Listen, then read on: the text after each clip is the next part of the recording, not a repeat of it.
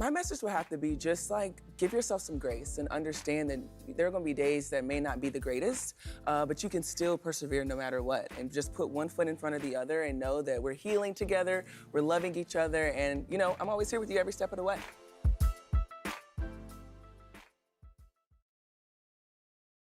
Good afternoon and welcome to Washington Post Live and another in our series, Race in America, Giving Voice, co-produced with the Capehart podcast. I am Jonathan Capehart, associate editor at the Washington Post. In 2021, WNBA player A'ja Wilson wrote an essay for the Players Tribune entitled, Dear Black Girls.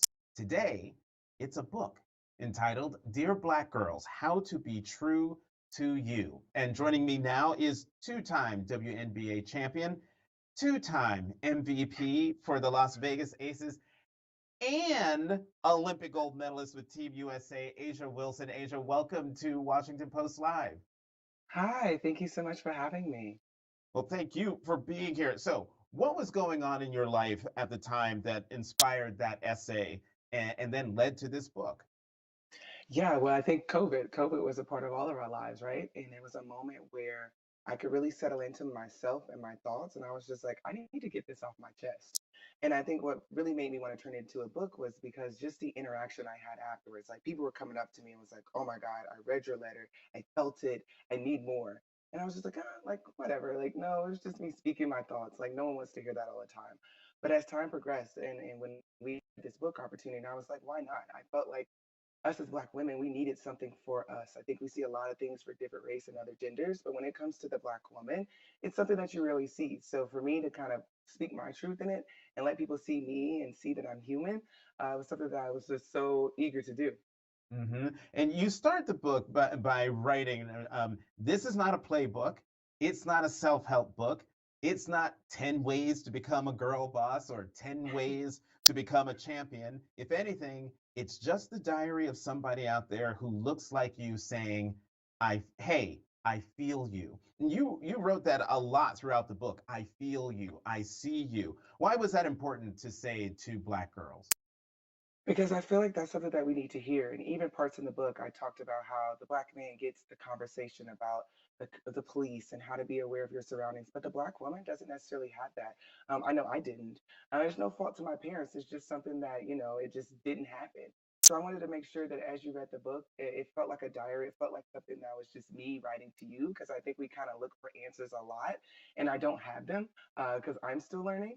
So that was a moment to let me share with my audience that I'm here, I feel you, and we're going to get through this together. Well, let's talk more about the talk because, as you just said, Black girls don't get the talk like Black boys do as a result, and therefore Black women aren't fully prepared for quote what they're really in for. I think a lot of people know what the talk is as a result of Trayvon Martin and other Black men and boys and women and girls who have Mhm. been killed by police and others. But what would the talk for Black girls be like? I mean, it would be the same. There would be no separation in my eyes because it's real. Mhm. I'm a type of person where I hate when things have to hit close to home for everyone to jump and be like, oh my God, we have to change. We have to do something about it. So for me, the talk will be the same as be aware of your surroundings. Understand that you are a target no matter what. And just put yourself in possibly the safe place that you can be in that moment. And understand that no one is truly safe. It can happen to anybody. And so to help prevent that, you kind of have to be aware. And my mom always tells me to this day, be aware of your surroundings. It doesn't matter that you're a professional athlete. It doesn't matter that you can dribble a basketball well in that city. It's just like, no, you're still a Black woman in America and you have to survive. When I saw you write about how Black women and girls don't get the talk, it made me think of because you write about something else that I'm going to get to, and that is, and this is where you and I have something in common. We grew up going to schools, predominantly white schools. Hmm. And as I was thinking about it, it's like, wait, you know what? I got another kind of talk before Hmm. my first day of school in these white schools. And you say you came to a realization in fourth grade, and you write, you weren't just a girl, you were a Black girl, and some people don't like you because of that. Talk more about that. Yes, like I feel like I was a double minority in that sense because as a woman and as a young girl, it's hard. Your body's going through different things. You don't know your anger, emotions, everything is going on with you. And that's hard to navigate at such a young age, let alone through your adult life. And then on top of that, it was like, okay, so now you're black. So try to survive this. And it kind of put me in this kind of double bind. I didn't know what to do. I didn't know how to feel. I remember frying my hair off because I wanted straight because that's what I saw. I didn't see anyone that looked like me. So it was hard for me to really kind of navigate in this world because I felt like I was living two different personalities. And it just would rip me to shreds at a young age. That now I look back, I understand that. But then I was just living. So it's very, very hard. And I think that's the biggest thing about this book. It's like, no, it's not a playbook, but I'm just letting you know that I've gone through these things as well. And this is how I got through it. And it's hard. You're going to lose a lot of people. People are going to talk their talk. But at the end of the day, staying true to you, I think it like clears up a lot of things. Okay, Asia, we got to get specific because you had this realization that Yeah. you were just a girl, you were a black girl because of a birthday party sleepover that happened in the fourth grade. Now I could tell everybody what happened, but it's your story. So what happened at that fourth grade birthday party that put this realization in your head? Yes, I hate to have to ruin the book, but uh, it was a birthday party of a young. It was a birthday party of a young friend, and I mean, we were cool. It's innocent. You get everybody at face value. It's a party. It's a party. And as the invitations started going out, and as things started happening, and we're moving close to this date, the young girl kind of tells me like, "Yeah, you're welcome, but you're gonna have to sleep outside." And I'm like, "Wait a minute, what do you mean?" And that's when it kind of hit me, and she kind of told me like, "My dad does not rock with black people." And I'm just like, what? And it threw me for a loop. And that right there is something that I then told my parents. And then that's when Asia had to have the talk.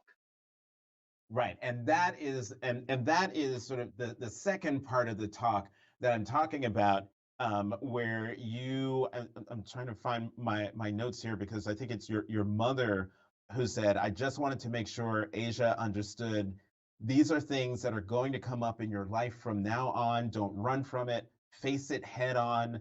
And she goes on, Hmm. we knew that this day would come for her. I'm kind of glad it did happen that early because now she knew how to handle it. And it's that part of the conversation, that part of the talk that has nothing to do with knowing your surroundings and your safety and hands on the steering wheel. It's how to handle being the only one.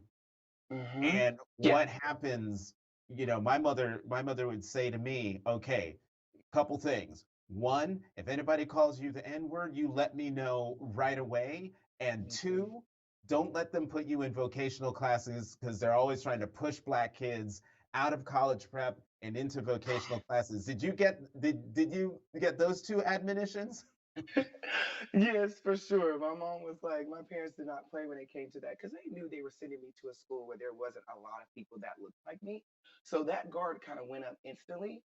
But then it also, they kind of let me let it down when I went to club basketball. It was more people that looked like me that I could really truly be myself. So, yes, there were some non negotiables in there that my parents were like, absolutely not. We're sending you here for the perfect education, get it done, and then you be on your merry way.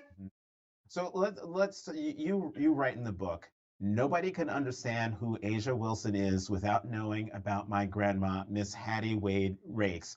Uh, Mm. During the days of segregation, she wasn't allowed to walk on campus of the University of South Carolina. Oh, did we lose you, Asia? Can you? Uh-oh. Oh, there you are. Can Sorry. you hear me? No, that's Yes, okay. I can hear So I was saying, you write in the book how during the days of segregation, your grandmother wasn't allowed to walk on the grounds of the University of South Carolina, that she walked around. And before I get to the you. significance of that, I want to read from from your book because Yes. you write these series of questions to your grandma. She said, I ask myself all the time if I would have had the strength to walk a mile in your shoes back when you were my age. How were you able to keep your cool when I can barely keep mine now? How were you able to stomach so much in your face hatred and still keep your grace and kindness and patience? Um, what do you think what would she say to you in response to that? How is she able I, to keep all that grace? I think it just honestly comes from where the title of the book from. She was just true to herself and understood that what you saw was what you were going to get. And she didn't let anyone else shake her from that. And she was always someone that stayed 10 toes down through highs and lows. And that's what I think that she gave to me. And I'm so happy that she instilled it in me is to stay consistent through the highs and lows, always stay there and be yourself and let people see that. And if they like it, great. If they dislike it, I'm sorry, move along. And I think that was just a beautiful thing of how she did handle those situations because I'm pretty sure it's tough. Like I couldn't have imagined doing it. Like when I was told it for my speech, I was like, wait, what? And so I think she just saw it as like planting seeds for my generation, for the next generation, to continue to flourish in a world that may not like us, but we can still be very successful in it. And you also write about when your grandmother found out about the fourth grade incident. This is where the grace comes in. You wrote that your grandmother said, "Well, you can't be mad at the little girl. She's just repeating what she's seeing and hearing in her house. She's just a child. Don't blame her." I mean, Asia, I'm like you. I'm like, right. Right. Um, but you're right. You always saw the good in everybody, Grandma. And I wanted to set this up about Miss Hattie Rakes and the fact that she had to walk around the campus of the University of South Carolina. Um, you, um, you, where did my notes go? Oh, here it is. It's right here in front of my face. But today, on the campus of the University of South Carolina, that your grandmother was not allowed to walk through, there is a bronze statue of her granddaughter. Talk about talk, Yes. talk about we see the photo of you there with the even larger than life statue of you Yes. on that campus. Talk about the significance of that and and why you entitled your chapter, you dedicated excuse me, the chapter to your grandmother. You signed it your dreamer, Asia. Yes, I mean it's so real. I think that's the biggest thing. It's so real, and that's why I was so happy that I was able to incorporate that into my speech because I think it shows people how change can happen. Change is going to come, but it doesn't happen overnight. But we have to continue to plant these seeds for people to grow and water it and flourish and heal so we can see things. And I love the statue is like still surreal to me because I guess I don't live in South Carolina, so I don't really see it. So when I see it, I'm like, oh my God, yes, but it's real. It's something that others can see and want to be Asia, want to be themselves, but on a higher level. And I think it's just a beautiful testimony. It's like my grandmother couldn't even walk on that campus, but here I am. Here I am there. And it's yes, it's probably for my basketball accolades, but I try to continue to be in the community. I continue to try to be that face that young girls, particularly Black girls, can have a tangible role model to know that they are going to be okay in this world. And that's why I wrote this book. That's why I wanted to pour my heart out. And that's why I'm the dreamer. Like I'm there. I'm the one that's living it. She is the one that set it up. She's the one that dreamt it. I'm the one that's living it. And now I have to continue to dream for the next generation to live. So I Hmm. mean, I always kind of look at my legs and I'm like, oh yes, that statue's cute. But no, it's so much behind it that I love. Uh, well, here's the thing. Here's something else that's remarkable about that statue. Um, it almost didn't. It almost didn't happen, and I bring this up because you had a unique journey in basketball. Your dad was your coach. He was, and he was the first one to tell you when you started out that your game was, and I quote, trash. Trash. Yes. how did how did his coaching help you find your not only your identity as a basketball player, but your acumen as a basketball player? Man, my dad was someone that really obviously put the basketball in my hand, but he was the first coach to tell me the truth. So now when I get through the coaches of the Dons and the Vickies and my high school coach, it's like, okay, like my own father told me this, so I think I'm good. And I think his honesty really helped me. Just want to be a better basketball player. Just wanted to be love the game because he would always say like, you're not gonna get out there and disrespect the game. I mean, he was my assistant coach and he didn't play me. Like he was just like, I don't care if you're my daughter, you suck. So I think that moment there kind of showed me how I really have to be a great basketball player. I wanted to be great because I wanted to prove to him and my mom that no, I'm not trash. I'm good at what I do. But they just they just stuck by me. They let me fail. They let me lose. They let me cry. But at the same time, they celebrated my wins. big or small. And I think that's how you get the Asia that you have today. Because I've celebrated, I've lost, I failed, I've learned, but now I've overcome everything and I'm a champion. I can say that. What I need to know though is the origin story, because I'm reading again from your book, page 51, for those of you who have a copy at home. You write, the literal last thing on my mind was basketball. Right. Basketball?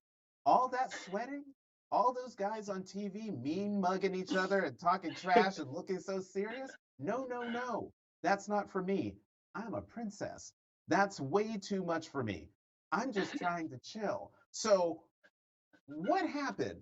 How did we go from no, no, no to two-time WNBA champion and MVP and Olympic gold medalist in basketball? Yeah, I mean, life happens, you know? No, it's just I saw my teammates win and I saw my teammates just have so much fun. And I didn't want to be that bench warmer that just always held the trophy and they were like, girl, you didn't do anything. So it kind of like wanted it, I just got this urgent feel of just working out and I wanted the basketball and I wanted to do it. And I love that my parents allowed me to get the want and not force me to want it. And that allowed me to just live and grow up with basketball because I still don't like sweating to this day. I'm like, please leave me alone. But that's kind of how it all came about. I wanted to be great. I wanted to feel the feeling that my teammates had when they were a part of the game and they won. And I didn't want anybody to stop me. I didn't want anyone in my way. And at the same time, I felt like I could merge the two. I could still be a princess and still be an elite basketball player. And once I found that out, oh, I was good. I was like, oh, this is me. Where's the money? Give me the job. I need it now. So, um, you there's this thing, as I'm sure you well know, imposter syndrome. But Hmm. you write something that I actually talk about a lot, and I don't think we talk about this as much as we should. You write, everyone always talks about the fear of failure, but the thing I Hmm. never hear anyone talk about is the fear of success. That right there is among the truest things I have read on this on this day, because people self sabotage all A the lot. time. Yeah, Yeah. explain. I mean, you kind of just said it. I feel like sometimes we get into our head before the moment even comes, and it's so sad. And I used to find myself preparing for the ultimate worst. So when it happened, it's like, oh, it's not that bad. But then I'm too busy thinking about it's not that bad that I forget the moment and living in it. And that's how I found myself doing a lot. It's just like, and also when you succeed, a lot of people don't check on you as much because they think you got it all. You don't hear from a lot of people because they think you're busy and you're kind of by yourself. And when people say it's lonely at the top, it's real because a lot of people think that you have it all figured out, that you don't need help, that you're good. And that was the moment where I was screaming for help because I'm like, I don't know what I'm doing and I don't like it here. And I was uncomfortable and it was something that I had to grow into. But if I didn't ask for help, I wouldn't have been able to speak with you today. And so I think it's real. And I think we all kind of go through it because we love the moment. We want the moment so bad. But boy, the knowing the moment of being great in it, it scares the heck out of you. And Mhm. that's real. Like these big moments, these big lights that we shine under and play under, they're great. I love them. But little does everyone know I'm in the back, probably in a panic mode because I'm just like, I don't know how to do it. And the mere fact that I can say that, that's a step towards the best in my career. But it's real. Sometimes you don't want to face that fact and say, like, I'm nervous, I'm scared. And that's okay. But it's something that you grow into, it's something that you go through. And I'm glad that I could say that I kind of find, I haven't figured it all out, but I'm slowly starting to figure my way out. Well, I want to talk more about the mental health aspects of the of all this. But it's one thing to build a moment up, and then you're thinking of all the worst case scenarios, and then you succeed, and it's not as bad as you thought it was, and therefore your success doesn't feel as great. Yeah, that's But great. sometimes, Asia, there are people who self sabotage to the point where they don't even get to the moment where they're able to savor the success because they're so Yeah, afraid of getting what they want that they put the kibosh on it so that they don't yeah. have to they have to deal with it. What do Hmm. you say to people, or what can you say to people, even though I know this isn't a self-help book, but how do you tell people get out of your own way? Yes, it's crazy. I just said it before. I think you guys showed it on the intro video. Give yourself some grace. I think that's what I have to continue to preach to myself. I have to tell myself that sometimes, my parents, my friends, everybody in between. We got to give ourselves some grace because that's the only way we can truly feel happy. That's the only way we can truly succeed because we get out of our own way. And we look in the mirror and we say, we're okay. I'm here. Think about all those times when you were down bad a year ago and now look at where you are. It's not that bad. And I think we have to give ourselves some grace in a lot of situations, big or small, to understand that we are fully equipped to be in the moment. And I'm huge in my faith. And I'm the one that's like, God has put me in this situation for a reason. And He's equipped me with everything that I need in order to be successful in this space. So that's how I do it. And I hope that I can share that with everyone else is we got to give ourselves some grace. This world is hard on us anyways. We can't be hard on ourselves too. I want to have you explain a little bit further your comment about how it's lonely at the top. And there's an example that you write about your coach, Dawn Staley. And you've said, you know, she is like a second mom to you. And you write that despite leading the University of South Carolina's women's basketball team to the 2017 championship, there she is next to you, she faced criticism for, quote, not recruiting white players. Yeah. What did you what did you learn from that? And I want to read one more thing here, Mhm. um, because there's all the criticism of her and people saying, well, what's her problem? Why doesn't she recruit our white girls? And you write, you had a team of 12 black girls working their tails off, no, working their asses off to achieve history under a black female head coach. And it still felt like a significant part of our community didn't want to celebrate it fully. Yeah, I mean, that was the biggest thing that to me, even in college, and I was like, dang, like we're still in this bubble. We're still in this area where people are like, well, no, what's going on now? We want more. And it's like, we just won the first championship in women's basketball here at the University of South Carolina. And you guys are wondering why we don't look a certain way. And I'm just like, that right there was something that I really had to just take to the chin and laugh off because I'm like, there's no way we could ever get out of this. I mean, no matter what we do, there's still someone that's going to say something or someone's going to think something.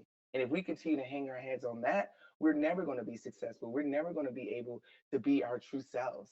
And that right there was a moment where I was like, you know what? I have to be myself because it doesn't matter what I do. It doesn't matter how much I win. They're going to always have something else to compare me to, or they're going to always say something or always say, well, this is why I got it and this is why I didn't get it. And that right there is something that I had to cut out completely of my life because I was going to lose my mind if I'm like screaming at the top of my lungs, like, we just won a championship and you guys are worried about this.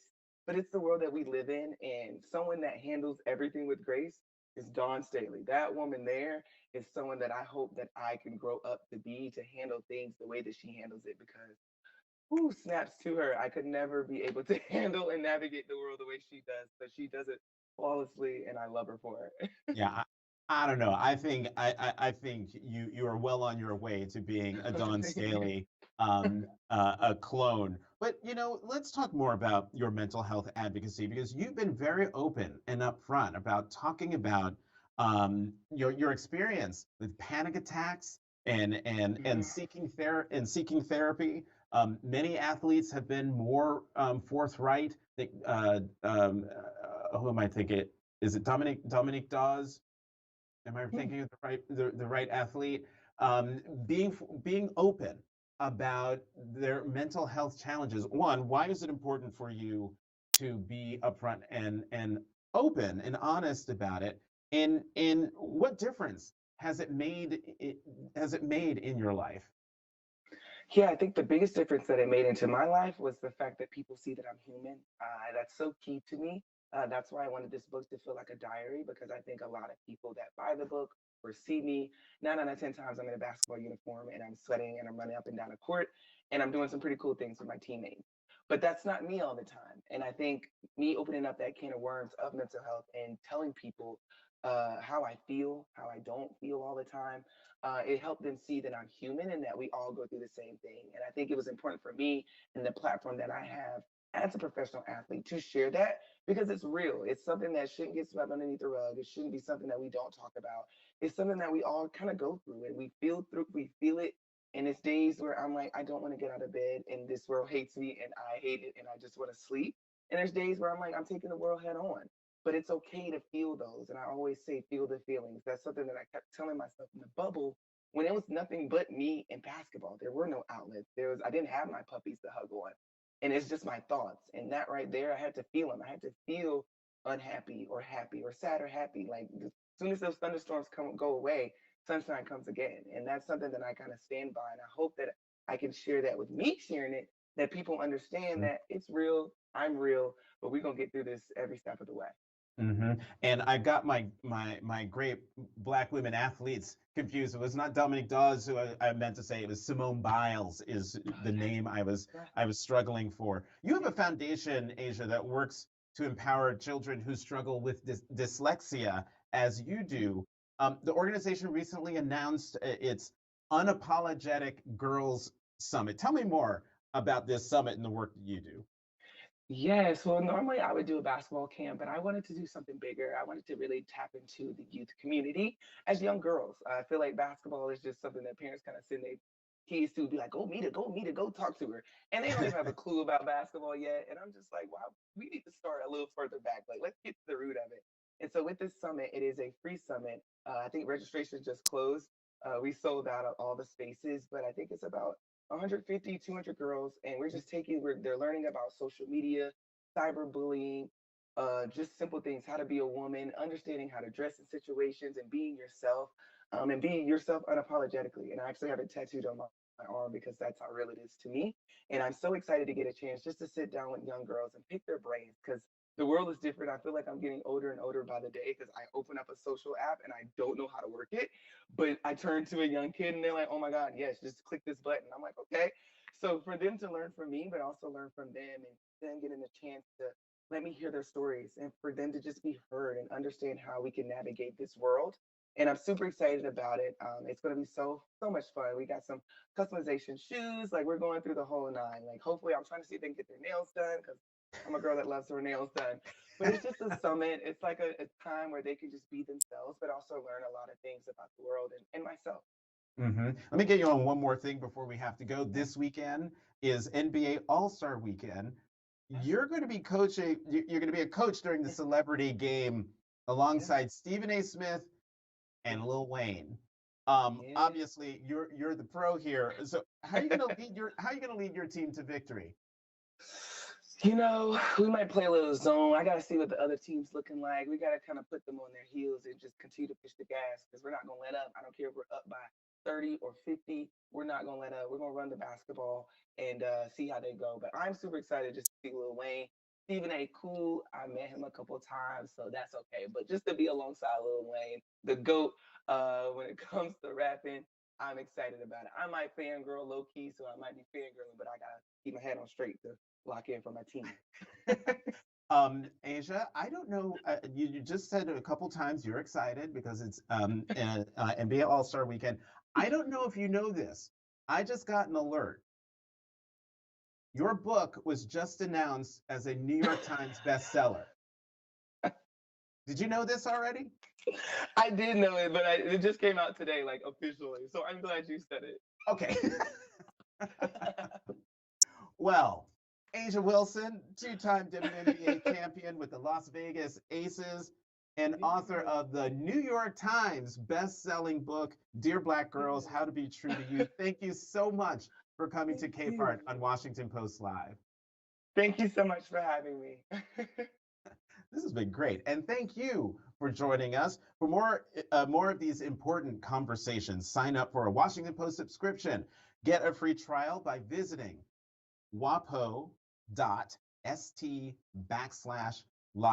Again, that is wapo.st/live.